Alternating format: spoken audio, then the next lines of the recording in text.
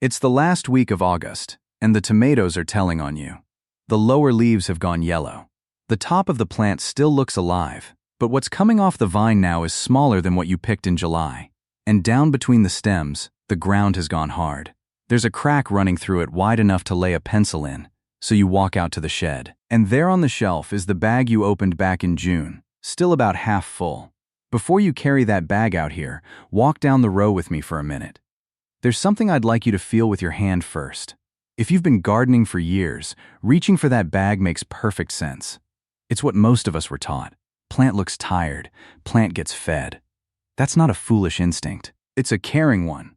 The trouble is that by late August, tired and hungry can look almost exactly the same. So I'm not going to tell you fertilizer is bad. It isn't.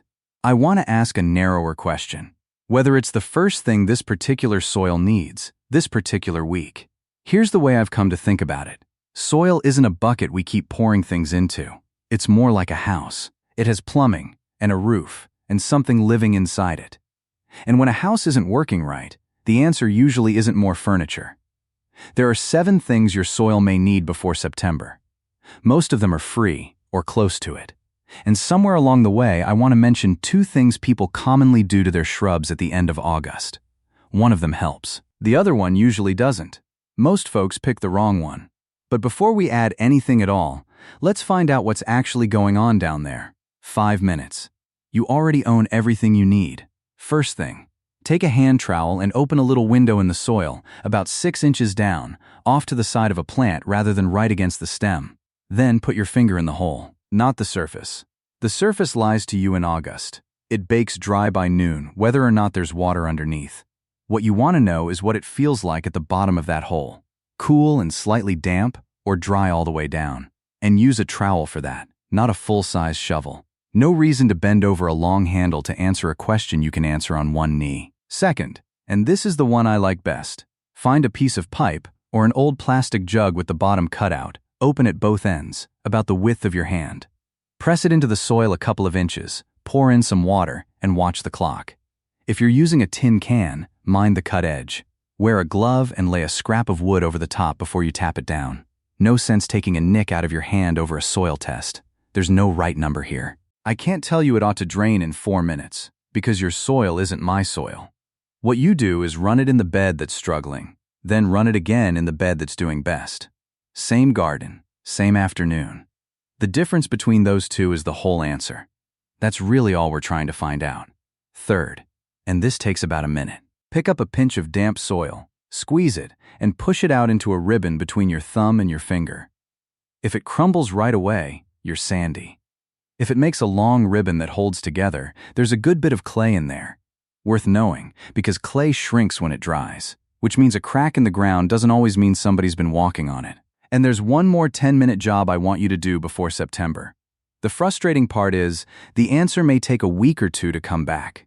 We'll get to that before we're done. So, if that water just sat there in the pipe and barely moved, we've already found the first answer. And it isn't food. It's air. Roots breathe. Not the way leaves work. They take in oxygen, same as you and I do, from the gaps between the soil particles. Here's the part that surprised me when I finally understood it. Air and water are sharing the same space down there. There's only so much room. Whatever the water fills, the air doesn't get, which means a bed that's packed down hard and a bed that's watered too often end up handing roots the very same problem. How do you tell whether a bed is really compacted? Not by looking at cracks. Push the trowel in. Then walk over to the edge of the bed where nobody ever steps and push it in there. Your hands will tell you the difference in about 2 seconds. If it is packed down, the fix is mostly about staying off it. Decide where you're going to walk and walk there from now on. That's free, and it keeps working for years. For an empty bed that's genuinely hard, a garden fork helps. Pushed in and rocked back gently. Lifting, not turning the soil over. Don't pulverize the ground you're trying to rebuild. And if your back isn't 25 anymore, don't wrestle the whole bed in one afternoon. 15 minutes, then go sit down. You don't need to fix the whole bed today. Once you know how much room is down there, the watering question changes. Most of us in August aren't watering the wrong amount. We're watering in the wrong place. Here's the loop we all fall into. It gets hot, so we water more often. The surface goes dark and wet and looks satisfying. But a short drink only wets the top inch or two, so the roots stay up near the surface where the water is. Then the sun bakes that inch dry by afternoon, and we water again. The plant never sends a root down to where the moisture actually keeps. So here's what to do tonight. Water the way you normally would. Then take the trowel and cut a straight slice down into the soil, and just look at it. You'll see exactly where the wet stops and the dry begins. For most people, it's shallower than they expected. That one look will change how you water more than anything I could say. Two other things worth knowing. When soil gets truly dry, especially a bagged potting mix, it starts pushing water away instead of taking it in. It runs off the top, out the sides of the pot, and you think you've watered. Water a little, wait half an hour, water again. And the wilting. Squash and hydrangeas and the big-leaved things will flop over at 3 in the afternoon, whether the soil is dry or not. They're losing water through those leaves faster than the roots can pull it up. It isn't a report on your soil. Look at the plant early in the morning instead. If it's still down at 7, that's a real signal. Otherwise, if it still feels cool down there, leave the hose alone. Don't water the leaves you can see. Water the roots you can't. All right. The space is there, and the water is reaching it. Now it's worth talking about feeding the soil. Though probably not the kind of feeding you had in mind. Organic matter, compost, leaf mold, that sort of thing, does about 4 jobs at once. It holds water. It helps water soak in. It hangs on to nutrients so they don't wash straight past. And it gives everything living down there somewhere to be. The nutrition is almost the smallest part of it. In a bed that's already planted, you don't have to dig anything in. Pull the mulch back, lay a thin layer on the surface, put the mulch back over the top. Rain and worms will carry it down. That's the whole job, and it's easier on the knees than the old way. Now here's something that caught me off guard. In home gardens around Minneapolis and St. Paul, researchers found people were putting phosphorus into their beds through compost at something like 40 times the rate their harvest was taking it back out. That doesn't make compost bad. It simply means that after years of adding something good, a bed may eventually have enough. It's honest enough that a soil science instructor at Oregon State said out loud that his own enthusiasm for compost may have sent a few gardeners further than he meant to. You don't hear that every day. So if you've been topping a bed with compost or aged manure every spring for 15 years, a soil test might come back telling you that bed needs less, not more. And this is where buying another bag right now is a little like buying new furniture for a house with bad plumbing and a leaking roof. Good soil isn't built by adding more of everything. It's built by replacing what's actually missing. There's one more thing that layer is doing, and it has nothing to do with nutrients at all. Go get the meat thermometer out of the kitchen drawer. Push it a couple of inches into a bare patch of ground, then into the mulched ground a few feet away. Same bed, same time of day, right about 2 in the afternoon. I'm not going to tell you the number. Your garden will tell you, and you'll remember your own number a lot longer than you'd remember mine. Bare soil takes the full sun. It loses water all day long. Rain beats the surface into a crust that the next rain just runs off of. Weed seeds find it, and the temperature swings around down there in a way roots don't care for. So before you add more mulch this month, measure what's already there. Organic mulch breaks down. The layer you spread in May is not the layer you think it is.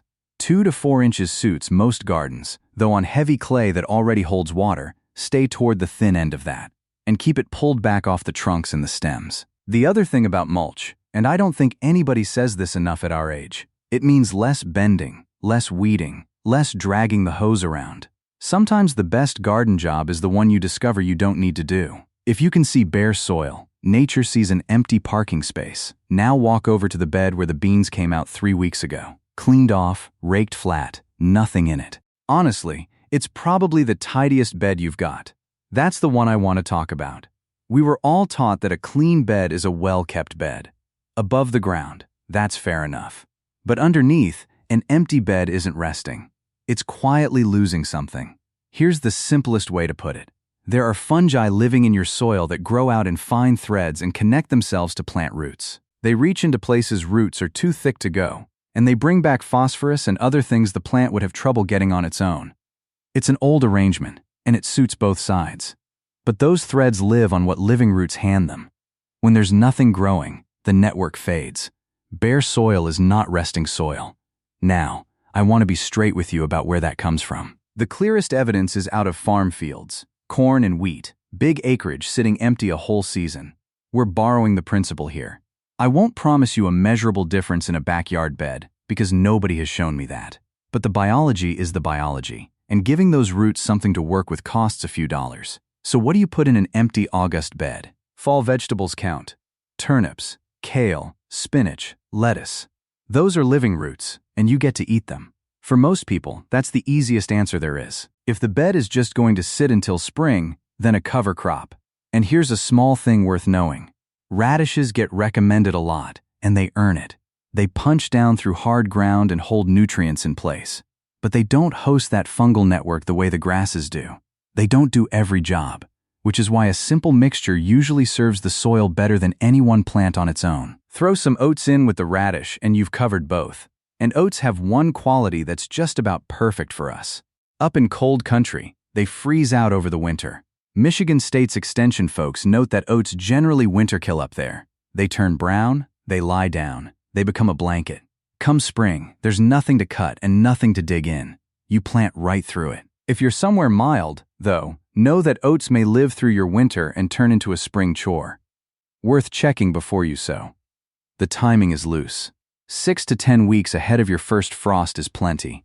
And maybe your parents or your grandparents never liked the look of a bare bed either. They probably didn't call it a cover crop. They just knew that ground left open all winter came back harder in the spring. I'd like to hear about that. What did your family put in an empty bed at the end of summer? Leave it in the comments. I read them, and I've picked up more than a few things down there. And maybe you've noticed something about the last hour we've spent out here. We haven't bought a single bottle of anything. That's because we've been building the house all along. Everything living in that soil needs the same short list. Air, the right amount of moisture, carbon to eat, cover overhead, and living roots to trade with. Air, water, carbon, armor, living roots. 5 of the 7, and every one of them is habitat. I'm not going to tell you the microbes in a bottle never work. Some of that research is mixed, some of it thin, and I'd rather say I don't know than pretend otherwise. But whatever those products do or don't do, none of them build a place to live. The habitat comes first. Adding life to soil that can't hold it is a little like inviting people to move into a house that hasn't got a roof on it yet. They won't stay. It isn't personal. Which leaves the 10-minute job. It's a soil test.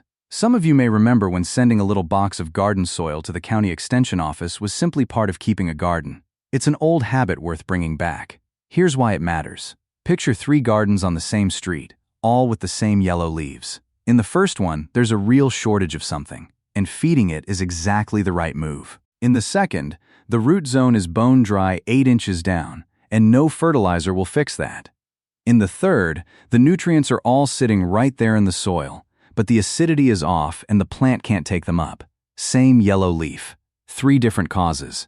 Fertilizer is the answer in one of them. A test will give you acidity, phosphorus, potassium, calcium, magnesium, often organic matter, and a recommendation you can actually act on.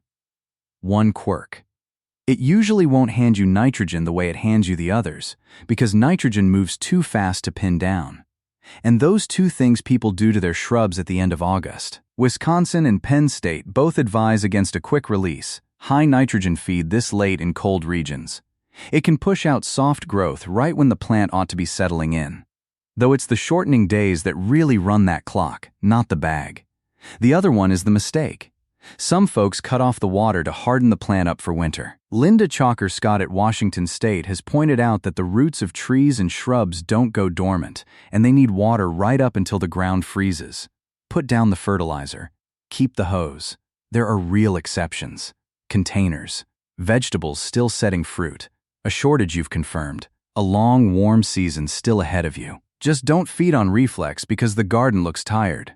Fertilizer is a treatment. It isn't a diagnosis, so. Saturday morning, coffee's finished. Take a trowel, a piece of pipe, a fork if you've got one, a bucket of compost, a bag of mulch. Walk slowly and look for ground that's bare, ground that's crusted, ground that's dry underneath. Open a little window here and there, run the water test. Decide where you're going to stop stepping. Lay a thin layer where it's thin. Pull the cover back over. Put something green in the bed that's empty, and take that sample. Air. Water, carbon, armor, living roots. a home for what's living down there, and a diagnosis before a treatment. Most of us were taught that when a plant struggles, you give it something. And sometimes the best thing you can give a tired garden isn't more. It's better conditions. We're not buying furniture for the house under our feet. We're fixing the plumbing and patching the roof. Do that much before September, and you're not just cleaning up after summer. You're building the soil that your fall garden and next spring's garden is going to inherit.